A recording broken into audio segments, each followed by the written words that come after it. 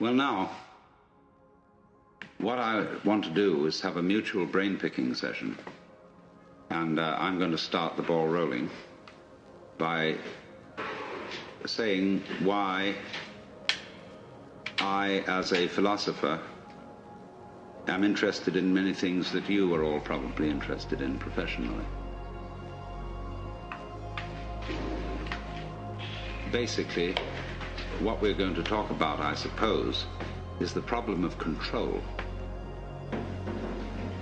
as exemplified in the ancient Latin question, quis custodies ipsos? Who guards the guards? Now, we know that we're living in an age when there's been an enormous proliferation of techniques for subjecting every kind of natural process outside the human skin, and now increasingly inside the human skin, to some form of rational control. And as we succeed in doing this, it also becomes apparent that we're failing.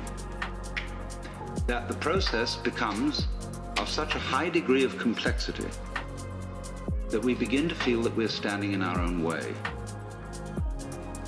That everybody complains the state of affairs in the modern world, in the technological world, is so complicated that nobody can understand it. Nobody really knows what to do. That, for example, you want to run a small business, and you find you run into such enormous legal hassles that you need so many secretaries to do the paperwork that you can hardly do the business. That you're trying to run a hospital, but that you have to spend so much time making records and writing things down on paper that you don't have much time to practice medicine. That you're trying to run a university, and the requirements, the recording, the endless red tape of the registrar's office and the administration building is such that the actual work of research and teaching is seriously hampered. And so the individual increasingly feels himself obstructed by his own cautiousness. This is basically what it is. Now, to explain myself, first of all, because most of you are strangers to me, I am a philosopher who has for many years been interested in the mutual fructification of Eastern cultures and Western cultures, studying Oriental ideas, not in the spirit of saying to the West, you ought to be converted to Oriental ideas, but in the spirit of saying, you don't understand the basic assumptions of your own culture if your own culture is the only culture you know. Everybody operates on certain basic assumptions, but very few people know what they are. You can say, very often encounter the sort of character who's an American businessman. And he says, well, I'm a practical businessman. I believe in getting results and things done, and all this thinking and highfalutin logic and nonsense is of no concern to me. Now, I know that the practical basic assumptions, the metaphysics of that man, can be defined as pragmatism, as a school of philosophy. But it's bad pragmatism because he's never thought it through. And so it's very difficult, you see, to get down to what are your basic assumptions. What do you mean by the good life? What do you mean by consistency? What do you mean by rationality? The only way of finding out what you mean by these things is by contrasting the way you look at something by the way it's looked at in another culture. And therefore we have to find cultures which are in some ways as sophisticated as our own, but as different from our own as possible. And of course, for this purpose, I always thought that the Chinese were optimal, and the Indians, the East Indians. And that by studying the ideas of these people, by studying their life goals, we could become more aware of our own. It's the old principle of triangulation. You don't establish the situation of a particular object unless you observe it from two different points of view and thereby calculate its actual distance from you. So by looking at what we are pleased to call reality, the physical world, from the basic standpoints of different cultures, I think we're in a better position to know where we are than if we only have one single line of sight. And therefore this has been my interest and my background. And arising out of this, there has come a further question which I would call the problems of human ecology. How is man to be best related to his environment, especially in circumstances where we are in possession of an extremely powerful technology and have therefore the capacity to change our environment far more than anyone else has ever been able to do so? Are we going to end up not by civilizing the world but by Los Angelizing it? In other words, are we going to foul our own nest as a result of technology? But all this gets down to the basic question is, really, what are you going to do if you're God? If, in other words, you find yourself in charge of the world through technological powers, and instead of leaving evolution to what we used to call in the 19th century the blind processes of nature, that was begging the question to call them blind. But at any rate, we say we're not going to leave evolution anymore to the blind forces of nature, but now we're going to direct it ourselves, because we are increasingly developing, say, control over genetic systems, control over the nervous system, control over all kinds of systems. Then, simply, what do you want to do with it? But most people don't know what they want, and have never even seriously confronted the question of what they want. You ask a group of students to sit down and write a solid paper of 20 pages on what is your idea of heaven. What would you really like to happen if you could make it happen? And that's the first thing that starts people really thinking, because you soon realize that a lot of the things you think you would want are not things you want at all. Supposing, just for the sake of illustration, you had the power to dream every night any dream you wanted to dream. And you could, of course, arrange for one night of dreams to be 75 years of subjective time, or any number of years of subjective time. What would you do? Well, of course, you'd start out by fulfilling every wish. You would have routs and orgies and all the most magnificent food and sexual partners and everything you could possibly imagine in that direction. When you got tired of that, after several nights, you would switch a bit and you'd soon find yourself involved in adventures and contemplating great works of art, fantastic mathematical conceptions. You would soon be rescuing princesses from dragons and all sorts of things like that. And then one night you'd say, now look, tonight what we're going to do is we're going to forget this dream as a dream. And we're going to be really shocked. And when you woke up from that one, you'd say, ooh, wasn't that an adventure? Then you'd think more and more far-out ways to get involved and let go of control, knowing that you'd always come back to center in the end. But while you were involved in the dream, you wouldn't know you were going to come back to center, be in control.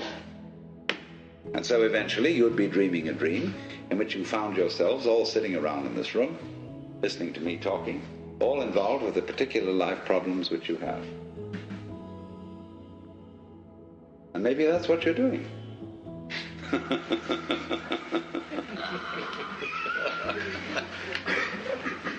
But here's the difficulty, you see. The difficulty of control. Are you wise enough to play at being God? And to understand what that question means, we've got to go back to metaphysical assumptions underlying Western common sense. And whether you are a Jew or a Christian or an agnostic or an atheist, you are not uninfluenced by the whole tradition of Western culture, the models of the universe which it has employed, which influence our very language, the structure of our thought, the very constitution of logic, which are going into, say, computers. The Western model of the universe is political and engineering or architectural. It is natural for a child to ask its mother, "How was I made?" It would be inconceivable for a Chinese child to ask, "How was I made?" It might ask, "How was I grown?" or "How did I grow?" but not "How was I made?" as if I were an artifact, something put together, something which is a construct. But all Western thought is based on the idea that the universe is a construct. And even when we got rid of the idea of the constructor, the personal God, we continued to think of the world in terms of a machine, in terms, say, of Newtonian mechanics, and later in terms of what we call quantum mechanics, although I find it rather difficult to understand how quantum theory is in any sense mechanics. It's much more like organics, which is to me a different concept. However, that may be. It has percolated, you see, into the roots of our common sense that the world is a construct, is an artifact. And therefore, as one understands the operations of a machine by analysis of its parts, by separating them into their original bits, we have bitted the cosmos and see everything going on in terms of bits of information, and have found that this is extremely fruitful in enabling us to control what's happening. After all, the whole of Western technology is the result of bitting. Let's suppose, you want to eat a chicken. You can't eat the whole chicken at once. You have to bite it. You have to reduce it to bits. But you don't get a cut-up fryer out of an egg. It doesn't come that way.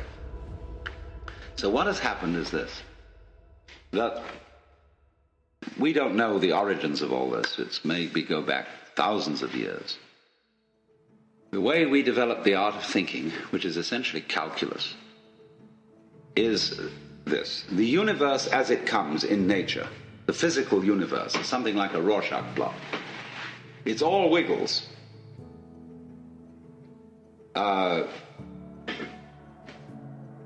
We who live in cities are not really used to this because we build everything in straight lines and rectangles and so on. Wherever you see this sort of thing, human beings have been around because they're always trying to straighten things out.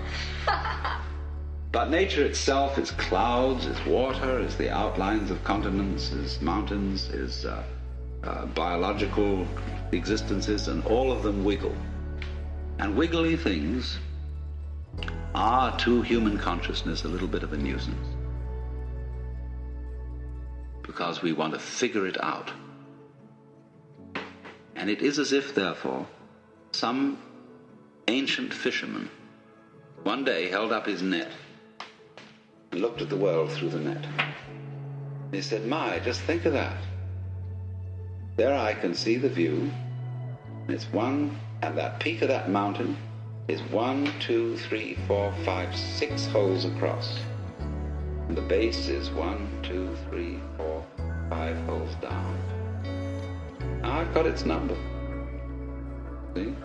And so the lines of latitude and longitude, the lines of celestial and terrestrial latitude and longitude, the whole idea of a matrix, of a looking at things through graph, paper printed on cellophane, is the basic idea of measurement. This is the way we calculate.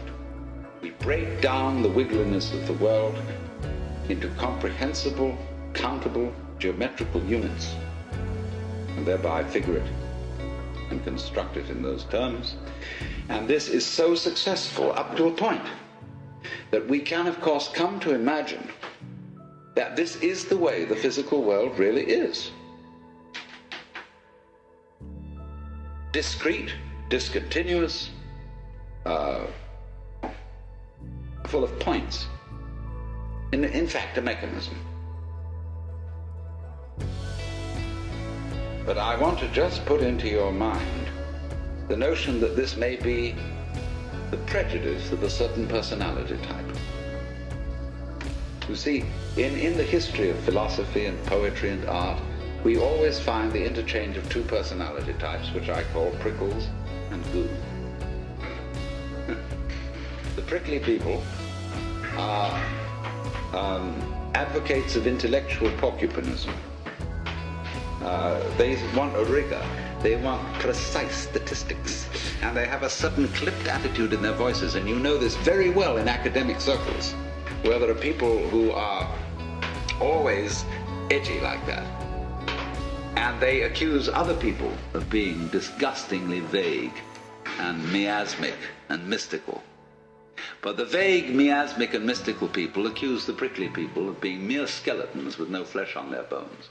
And they say to you, you just rattle. You're not really a human being. You know the words, but you don't know the music. And so therefore, if you belong to the prickly type, you hope that the ultimate constituent of matter is particles. If you belong to the gooey type, you hope it's waves. If you are prickly, you're a classicist. And if you're gooey, you're a romanticist. And going back into medieval philosophy, if you're prickly, you're a nominalist. If you're gooey, you're a realist. And so it goes. But we know very well that this natural universe is neither prickles nor goo exclusively. It's gooey prickles and prickly goo. And you see, it all depends on your level of magnification. If you've got your magnification on something so that the focus is clear, you've got a prickly point of view. You've got structure, shape, clearly outlined, sharply defined. Be a little out of focus, it's going to go bleh, and you've got goo. But we're always playing with the two, because it's like the question is the world basically stuff, like matter, or is it basically structure? Well, we find out, of course, today that in science we don't consider the idea of matter, of there being some sort of stuff, because supposing you wanted to describe stuff, in what terms would you describe it? You always have to describe it in terms of structure, something countable, something that can be designated as a pattern. So we never get to any basic stuff. It seems to me that this way of thinking is based on a form of consciousness which we could best call scanning. The capacity to divide experiences into bits is somehow related to a physical facility which corresponds to sweeping a radar beam or a spotlight over the environment. The advantage of the spotlight is it gives you intensely concentrated light on restricted areas. A floodlight, by comparison, has less intensity.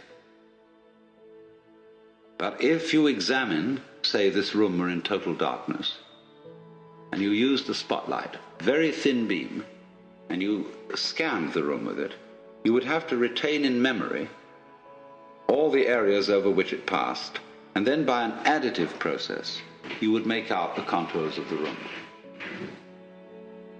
And it seems to me that this is something in which civilized man, both in the East and in the West, has specialized. in a method of paying attention to things which we call noticing. And therefore it's highly selective. It picks out, it's punctive, it picks out features in the environment which we say are noteworthy and which we therefore register with a notation, be it the notation of words, the notation of numbers, or such a notation, say, as algebra or music. So that we notice those things, only those things, for which we have notation. When a child, very often a child will point at something and say to its parents, "What's that?" And they're not clear what the child is pointing to. The child has pointed to something which we consider is not a thing. The child has pointed to an area, say, of funny pattern on a dirty wall, and has noticed a figure on it. But the child doesn't have a word for it and says, "What's that?" And the adult says, "Oh, that's just a mess." Because that doesn't count for us as a thing. So you come through this to the understanding, what do you mean by a thing? It's very fascinating to ask children, what do you mean by a thing? And they don't know, because it's one of the unexamined suppositions of the culture. What do you mean by an event? Well, everybody knows what an event is, but nobody can say. Because a thing is a think. It's a unit of thought, like an inch is a unit of measurement. And so we thing the world, that is to say, in order to measure a curve, you have to reduce it to point instants. And apply the calculus, so in exactly the same way, in order to discuss or talk about the universe, you have to reduce it to things. But each thing or think is, as it were, one grasp of that spotlight. Going jerk, jerk, jerk, jerk, jerk, jerk, jerk, jerk, like this, you see. So we reduce the infinite wiggliness of the world to grasps or bits. We're getting back to biting, you see, the idea of the teeth. To grasps of thought. And so we thereby describe the world in terms of things, just as that fisherman could describe his view by the number of net hole through which the view was showing.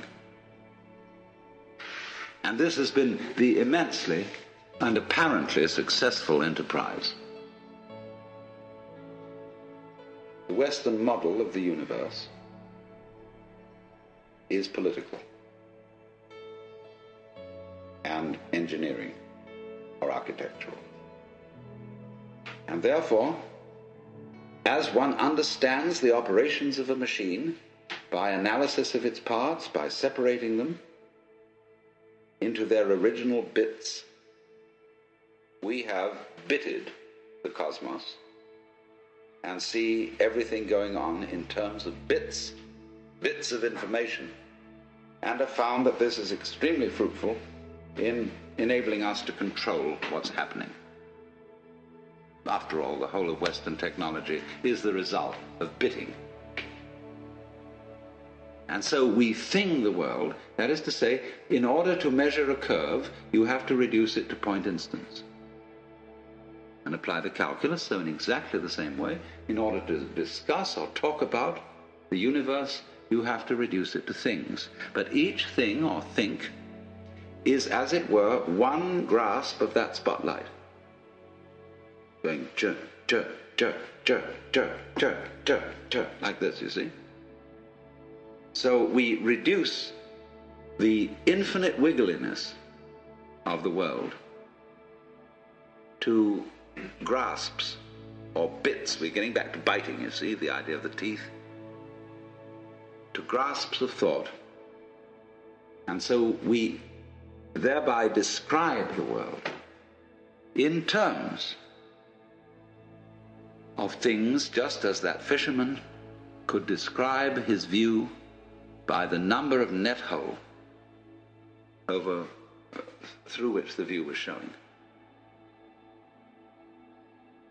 But the problem that arises is this. First of all, very obviously, everybody knows, I hardly need to mention it. Go to the science of medicine. You get a specialist who really understands the function of the gallbladder. And he's studied gallbladders ad infinitum, and he really thinks he knows all about it. But whenever he looks at a human being, he sees him in terms of gallbladder. And so if he operates on the gallbladder, he may do so very knowledgeably about that particular area of the organism, but he does not foresee the unpredictable effects of this operation in other connected areas, because the human being's gallbladder is not a thing in the same way as a spark plug in a car can be extracted and a new one replaced, because the system isn't the same. There is a fundamental difference between a mechanism and an organism which can be described operationally. Mechanism is assembled. You add this bit to that bit to that bit to that bit. But an organism grows. That is to say, when you watch in a microscope a solution in which crystals are forming, you don't see this thing of little bits coming in, joining each other and finally making up a shape. You see a solution where, well, it's like when you watch a photographic plate developing. But suddenly the whole area which you're watching seems to organize itself, to develop, to make sense. Moving from the relatively simple and gooey to the relatively structured and prickly. But not by addition. So then, if we are trying to control and understand the world through conscious attention, which is a scanning system, which takes in everything bit, what we're going to run into is that if that's the only method we rely on, everything is going to appear increasingly too complicated to manage. So that you get, for example, let's take the problem of the electronic industry. The catalogues of products that are being produced over the world by the electronic industry. Who has read all the catalogues? How do you know where you've got something you're working on, whether it's patented or not? Who else has taken out a patent? Has anybody had time to read all the catalogues? Well, nobody has. They're just voluminous. And it's exactly the same in almost any other field. There's an information explosion like a population explosion. How on earth are you going to scan all that information? Yes, of course you can get computers to help you in this direction, but by Parkinson's law, the sooner you become more efficient in doing this, the more the thing is going to develop, so that you will have to have more efficient computers still to assimilate all the information. You'll be ahead, but only for a short time. So you see, this is a problem of the sort of competition of consciousness, of its how fast can you go, duty, and keep track of it, you see? And say, I've got a good memory, I can keep track of that. And you say to you, I bet you can't. I'll go more complicated than you. The musicians do this, we're drummers, you know. And they get things going, and they start, and so long as they count, and lots of musicians do count, which is crazy, but they do. And they count, and they out-complicate each other to the point where you can't retain it any longer in memory. So you say, okay, If I can't retain it, we've got this gadget here that can. And we've got these marvelous mechanical memories, and they will retain it. And they'll go much more fancy. They'll go this duty at a colossal speed, like that, you see. But it's the same old problem. Because you get something that can outdo that.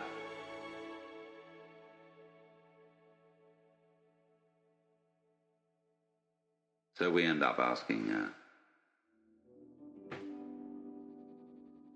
yeah, but supposing there were some other way of understanding things.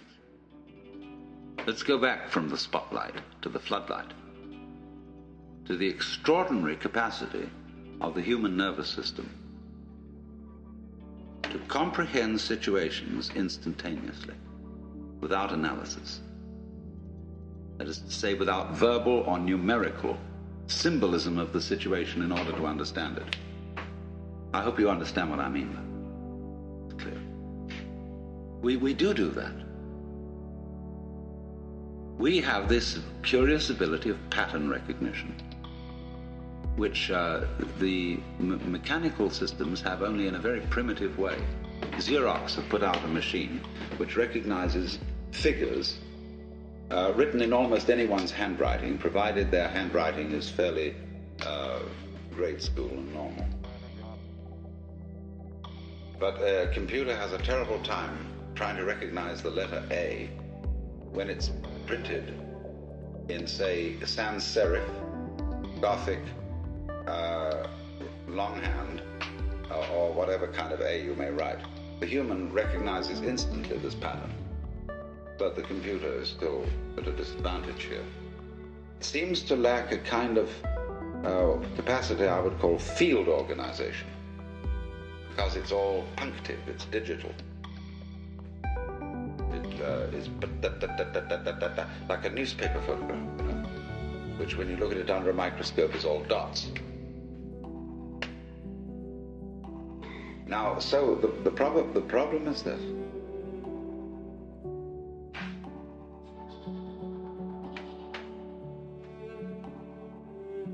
In developing technology, are we leaving out of consideration our strongest suit, which is the brain itself?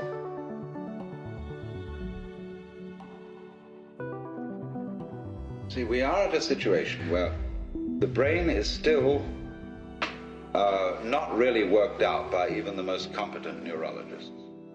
It puzzles them. They can't give a model of the brain in numerical or verbal language. Now, you are that, you see. You are this thing. You yourself are this thing which you yourself can't figure out. In the same way that I cannot touch the tip of this finger with the tip of this finger, I can't bite my own teeth. But I, who is attempting to touch the tip of this finger with this finger, am, by the sheer complexity of my structure, far more evolved than any system which I can imagine. This is, in a way, slightly akin to the Gödel theorem, that you can't have a system of, say, a logic which defines its own axioms. The axioms of any given system must always be defined in terms of a higher system. All right, so you are the most complex thing that has yet been encountered in the cosmos. And you can't figure you out. Now, suppose we're going to try to do that and become, as it were, completely transparent to ourselves so that we can entirely understand the organization or the mechanics of our own brains. What happens when we do that? Well, you're back in the situation of God. When you're God, what are you going to do? When you're God, you know what you're going to do? You're going to say to yourself, man, get lost. Because what you'll want is a surprise. And when you've figured everything out, there won't be any surprises. You'll be completely bored. But on the other hand,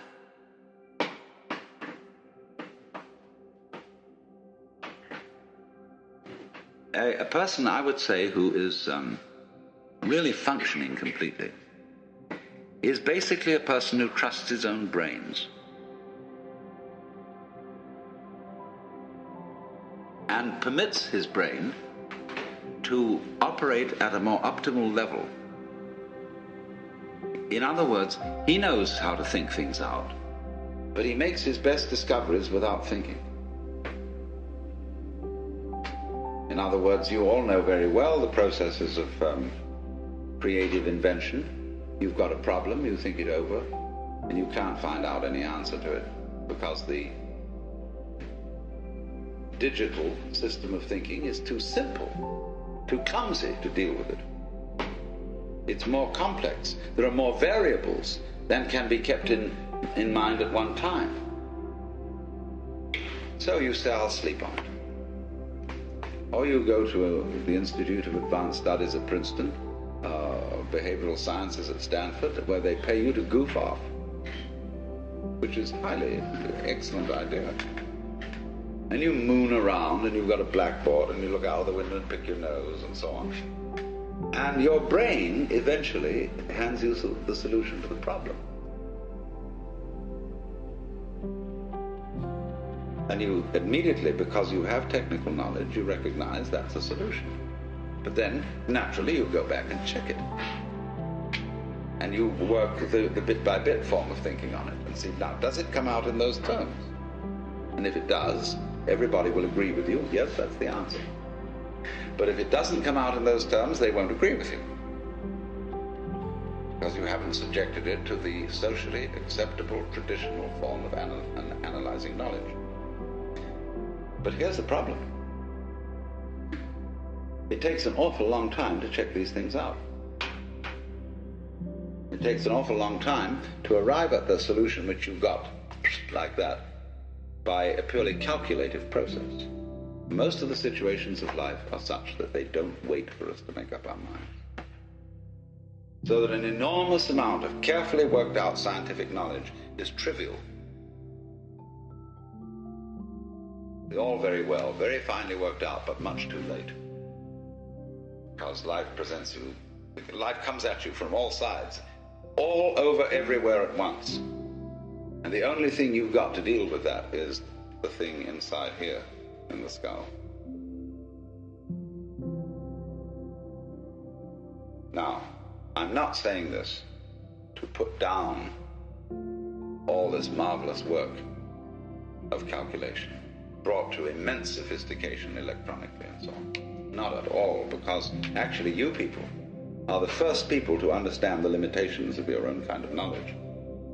And you're going to have to tell the politicians about this. They don't understand. They think that this kind of knowledge is the answer to everything. And I think most of you know it isn't. Which is not something, I repeat, against technology. Only saying that when you walk, you put your right foot forward. That's fine, but then you must put your left foot forward. So let's say that the great technological enterprise has been putting the right foot forward. But you must bring up the left foot. That is to say, bring up re-valuation and new respect for the organic type of organization, which is incomprehensible to technological thinking, but which always underlies it. That by itself doesn't work, because after you bring the left foot up, you've again got to bring up the right foot. The analytic. After goo comes Prickles. After Prickles comes goo. And you have to keep this thing up. And I think our danger at the present time is that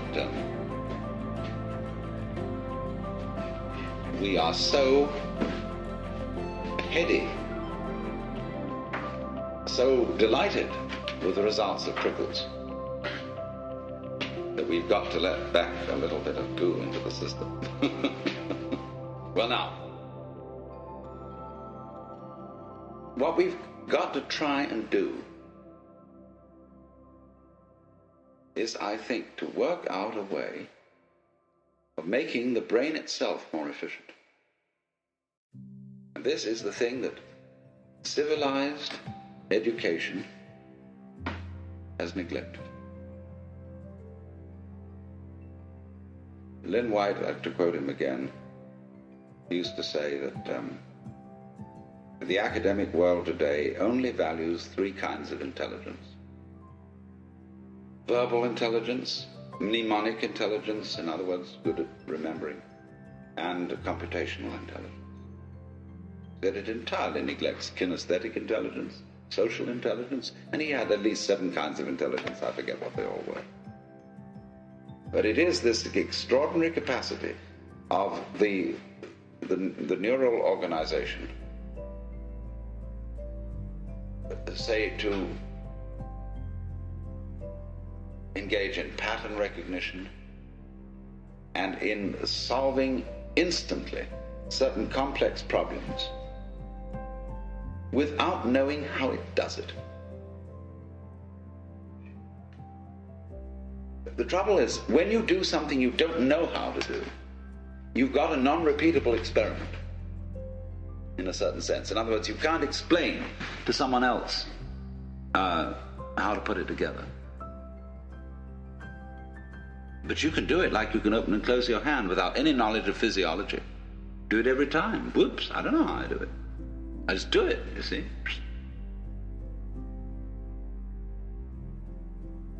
So we have an enormous potential of intelligence, of knowing how to do all sorts of things, which, to the extent that we are academically minded people, we won't allow ourselves to do, because we can't explain it.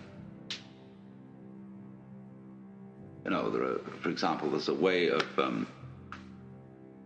cooling a brazing furnace. Very simple. But engineers say it's theoretically impossible. It can't happen. It's like bees can't fly by the laws of aerodynamics, but they do.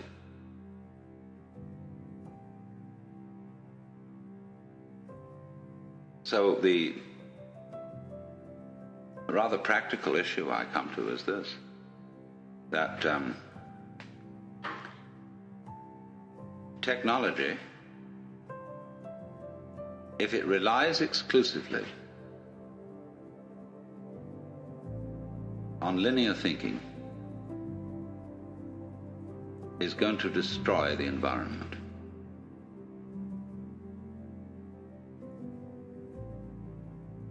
It's going to become too complicated to handle. Man is going to be like the dinosaur, which had to have a brain in its head and a brain in its rump because it was so big. You know, the caveman kept a dinosaur, and when he went to bed at night, he'd clump it on the tail with a club, and it'd scream at 8 o'clock in the morning. Wake him up.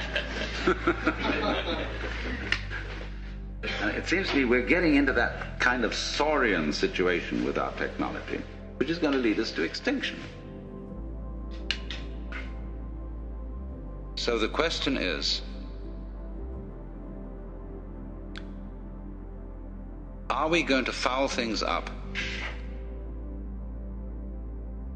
by insisting on using linear input information and controlling it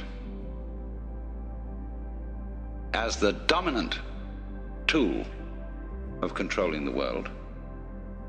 Or can we master all that as we have done and still use the linear input and analysis, but with a fundamental trust in our power to assimilate multiple input, although we really don't know how we do it? And my point is that you can't find an absolute which you can pin down, you see. So there always remains in any human operation the basic central thing, which you can't pin down because it's you. Just as the teeth can't bite themselves. Now, the assumption of Judeo-Christian culture is that man in his nature is sinful and therefore can't be trusted. The assumption of at least ancient Chinese culture is that man in his essential nature is good and therefore has to be trusted. Because they say to us, if you can't trust your own basic nature, you can't really rely on the idea that you're untrustworthy. Therefore, you're hopelessly fouled up. So this has amazing political and other consequences, this different assumption. If we say, no, we human beings are fallible and basically selfish and really, really fundamentally evil, and therefore we need law and order. We need a control system to put us in order.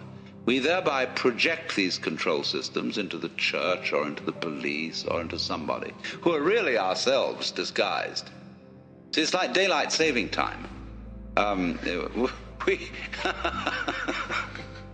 Everybody could simply get up an hour earlier. But instead of doing that, we alter the clock, because the clock is a kind of authority. And we say, well, the clock says it's time for you to get up. And the Amerindians laugh at the palefaces because they say, paleface, he doesn't know when he's hungry until he looks at his watch. And so in this way we become clock dominated. And the abstract system takes over from the physical, organic situation. And this is my big pitch, if I'm going to make a big pitch, is that we've run into a cultural situation where we've confused the symbol with the physical reality, the money with the wealth, and the menu with the dinner. And we're starving on eating menus.